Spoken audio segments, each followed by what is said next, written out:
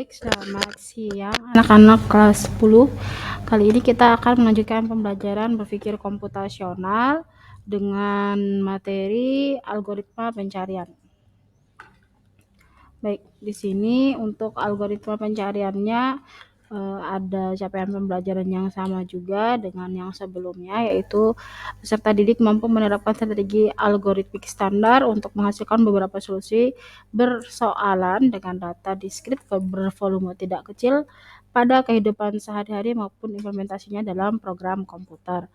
Kemudian untuk tujuan pembelajarannya di sini yaitu peserta didik mampu memahami dan menjelaskan algoritma pencarian atau searching baik yang sederhana maupun yang lebih efisien dengan tepat.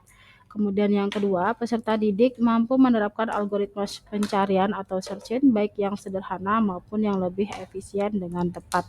Jadi di sini diharapkan kalian bisa memahami dan juga menerapkan. Nah, algoritma pencarian ini sendiri yaitu proses membandingkan objek dengan suatu ciri yang telah diketahui sampai ditemukan objek yang sesuai dengan kriteria dan ciri-ciri dari objek yang telah diketahui. Oleh karena itu, untuk algoritma pencarian diperlukan sebuah keyword atau kata kunci untuk melakukan proses pencarian. Algoritma pencarian ini sendiri dibagi menjadi 3, yaitu algoritma linear, kemudian binary, dan juga lompat atau jump. Algoritma linear di sini yaitu algoritma yang paling sederhana dan juga paling kuno karena proses pencarian dilakukan secara bertahap dari data pertama sampai dengan data terakhir pada suatu list atau array. Sedangkan pada data pencarian binary di sini dilakukan pembagian elemen-elemen data. Nah, untuk pencarian lompat di sini yaitu pengembangan dari pencarian linear yang dipermudah. Nah, sekarang kita akan langsung masuk saja ke penjelasan dari masing-masing proses pencarian. Nah, di sini algoritma pencarian linear itu kurang lebih seperti ini sistemnya. Jadi dia mengecek setiap data pada masing-masing slot ya. Ini kita sebut slot saja. Jadi seumpamanya kata kuncinya atau keywordnya itu adalah 54. Jadi dari sederetan data ini maka jika kita menggunakan algoritma pencarian linear, kita akan mengecek satu persatu apakah pada box pertama atau pada slot pertama terdapat data ataupun keyword yang kita cari. Di sini keywordnya ada 54, apakah di sini terdapat? Jika tidak, kita lanjut ke box kedua atau slot kedua, lanjut ke slot seterusnya sampai dengan kita menemukan keywordnya. Jadi seandainya yang dicari itu adalah angka atau data 25, maka kita akan membuka 3 slot totalnya dari depan sampai dengan belakang. Jadi untuk yang pencarian linear di sini kita mencari dari data atau dari list pertama sampai dengan kita menemukan data yang sesuai dengan keyword yang diberikan. Kemudian yang kedua, untuk pencarian binary di sini ada langkah-langkahnya. Nah, untuk pencarian binary di sini kita melakukan pembagian data terlebih dahulu menjadi beberapa kelompok. Yang utamanya itu ada kelompok bawah dan juga kelompok atas. Nah, kemudian setelah kita menentukan bawah dan atasnya, kita akan mencari titik tengahnya. Mungkin saya langsung bawa saja ke contoh supaya lebih mudah dipahami daripada kita melihat teks seperti ini ya. Nanti untuk yang mau mencatat boleh di-pause dulu videonya. Nah, ini contohnya. Jadi, kita umpamakan kita punya sekian data. Ini ada 15 data ya dengan indeks 0 sampai dengan 14. Kemudian untuk keywordnya di sini adalah 25. Nah, dari data 0 sampai dengan data di indeks ke-14 ini kita tentukan titik bawah, titik atas dan juga titik tengahnya. Nah, jadi di sini titik bawahnya ada pada indeks ke-0 pada data 5, kemudian untuk titik atasnya pada indeks 14 pada data 81.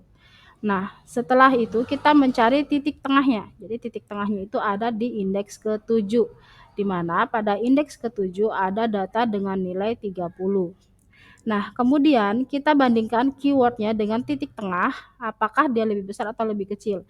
Karena di sini dia 26, maka keyword itu lebih kecil daripada 30 atau daripada titik tengah. Maka Untuk lanjut pada iterasi selanjutnya, setiap angka yang ada setelah titik tengah kita abaikan. Jadi dari, indeks ke-8 sampai dengan indeks ke-14 ini diabaikan atau ditiadakan. Makanya pada iterasi selanjutnya indeksnya itu ada dari indeks 0 sampai dengan indeks 7. Nah, sekarang kita lakukan hal yang sama. Nah, sekarang kita lakukan hal yang sama pada data yang sudah kita rubah di iterasi kedua ini. Jadi pada iterasi kedua ini kita tentukan lagi titik bawah, titik tengah, dan juga titik atasnya. Untuk titik bawahnya masih tetap pada data 5 atau pada indeks ke-0. Kemudian titik atasnya sudah berganti dengan titik tengah yang di atas, maka dia berubah di indeks ke-7 dengan isian datanya 30. Lalu dari titik atas dan titik bawah ini kita cari titik tengahnya ada di mana. Nah, di sini titik tengah diletakkan pada indeks ketiga, ya, pada indeks ketiga dengan isian data 15. Nah, kemudian setelah kita menentukan isian datanya di sini, kita lanjut, kita tentukan apakah nilai keywordnya ini lebih kecil ataukah lebih besar daripada titik tengah. Nah, di sini titik tengahnya itu 15, sedangkan keywordnya itu adalah 26. Maka titik tengah lebih kecil daripada keyword atau keyword lebih besar daripada 15. Oleh karena itu, pada iterasi selanjutnya kita menghilangkan data yang ada di bawah sini. Ya, jadi data ataupun nilai yang ada di bawah dari titik tengah diabaikan. Oleh karena itu, pada iterasi selanjutnya kita mulai dari indeks 3 sampai dengan indeks 7. Indeks di bawah 3 dihapus dan indeks di atas 7 sudah dihapus. Nah, sekarang kita lanjut pada iterasi yang ketiga. Di iterasi yang ketiga di sini kita sudah punya titik bawahnya yaitu angka 15 pada indeks ketiga dan titik atasnya pada angka 30 ataupun pada indeks ke-7. Lalu kita mencari lagi titik tengahnya ada di mana. Nah, di sini titik tengahnya ada di indeks kelima dengan nilai 23. Kemudian sama lagi kita bandingkan lagi seperti tadi, apakah keywordnya atau key-nya itu lebih besar ataukah lebih kecil daripada titik tengah. Karena titik tengah bernilai 23 sedangkan key-nya bernilai 26, maka keywordnya itu lebih besar daripada 23 atau lebih besar daripada titik tengah.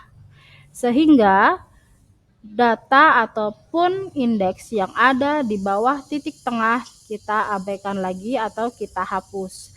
Jadi pada iterasi selanjutnya maka akan diketahui bahwa sisa indeks yang masih dibaca yaitu pada titik bawah di indeks 5, titik atas di indeks 7 dan titik tengah di indeks 6.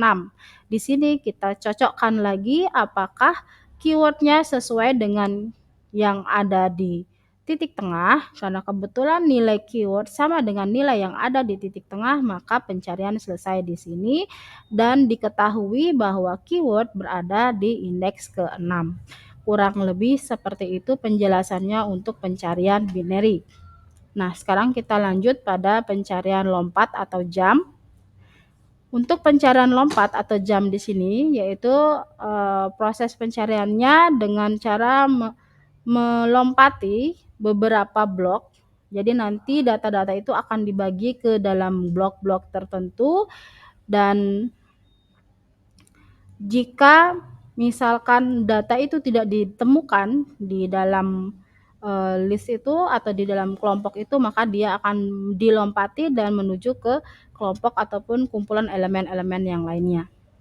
Untuk penjelasan secara teorinya di sini sudah dijelaskan bahwa algoritma pencarian lompat atau yang juga dikenal sebagai pencarian blok adalah jenis algoritma di mana algoritma yang ini cocok untuk susunan data yang sudah diurutkan. Jadi untuk data binary dan juga jam ini atau pencarian lompat ini untuk data yang sudah diurutkan ya. Nah, kemudian algoritma ini bekerja untuk memeriksa lebih sedikit elemen daripada pencarian linier dengan melompat ke depan menggunakan langkah-langkah tetap atau melewatkan beberapa elemen alih-alih mencari semuanya. Jadi sudah ada kategori tersendiri jika misalkan dia yang dicari itu nilainya sudah jelas lebih besar daripada blok A, maka kita tidak perlu lagi membuka di blok A seperti itu. Nah, sekarang ini untuk contohnya. Jadi di sini untuk, pencarian jam atau lompat ini, di sini untuk contohnya ada 16 indeks.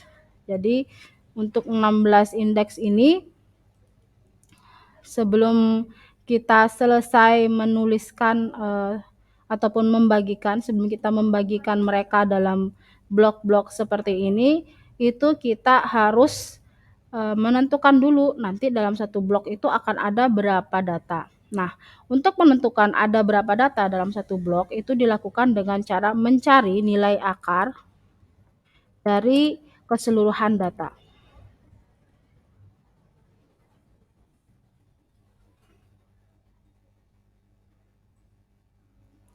Jika nilai akar dari keseluruhan data ini sudah diketahui atau sudah ditemukan, maka nanti nilai akar itu atau hasil dari pengakaran itu adalah jumlah dalam satu blok. Jadi di sini karena dia ada 16, akar dari 16 itu adalah 4, maka dia akan melompati 4 ya, melompati 4 indeks untuk dalam satu bloknya.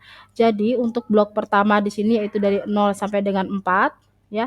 Lalu untuk 4 ini akan menjadi awal dari blok kedua sampai dengan 8 dan 8 ini akan menjadi awal dari blok ketiga sampai dengan yang 12. Nah, kurang lebih seperti itu. Nah, sekarang jika misalkan ada pencarian di mana yang dicari itu sama dengan pencarian yang tadi yang sudah kita mulai ya, yang sudah kita kerjakan di sini yaitu mencari angka 26. Maka, jika kita menggunakan sistem pencarian blok ini, kita hanya akan memantau terlebih dahulu, apakah dia akan ada di blok 1, blok 2, atau blok 3, atau bahkan blok yang lainnya. Nah, di sini setelah kita membagi seperti ini, di blok 1 sudah jelas nilainya itu semua di bawah 20, maka kita tidak akan memeriksa lagi, kita langsung lanjut di blok 2. Karena di blok 2 ada nilai rentannya dari 20 sampai dengan 34. Nah, setelah kita mengecek, diketahui bahwa 26 ini ada di blok 2 pada data 6 atau indeks 6. Nah, pada indeks ke-6 ini maka kita berhenti mencari di blok 2. Maka pencarian tidak dilanjutkan lagi ke blok-blok selanjutnya karena sudah diketemukan datanya di indeks ke-6 pada blok 2. Nah, kurang lebih seperti itu penjelasan untuk materi tentang algoritma pencarian. Jangan lupa like, comment, share, dan subscribe. Dan tinggalkan pertanyaan-pertanyaan jika mungkin masih bingung, nanti akan dijawab entah itu melalui komentar ataupun juga melalui video-video yang selanjutnya. Terima kasih dan sampai jumpa lagi di video selanjutnya.